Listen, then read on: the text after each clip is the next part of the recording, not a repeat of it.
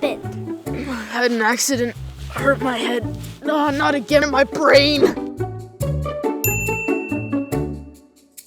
You know, this could have been prevented had you been wearing your helmet.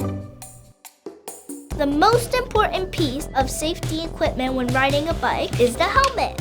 Choose the one that suits your style, but always make sure it's safety certified. You never want a helmet that's too tight or loose.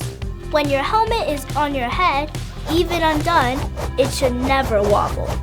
You can secure the helmet fit with the adjustable straps, and usually a rear gauge too. If your helmet is in the right position, it should leave just about 2 fingers of space between the helmet's rim and your brow.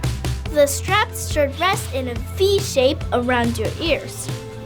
Always remember to leave a finger's space between your jaw and the strap.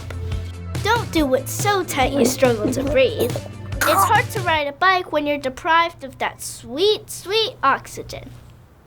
Wear and tear and even cracks from past accidents mean you should always replace your helmet if it becomes damaged, or every 3 to 5 years.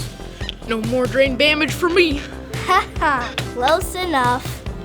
Don't forget, always cycle safe and ride to thrive.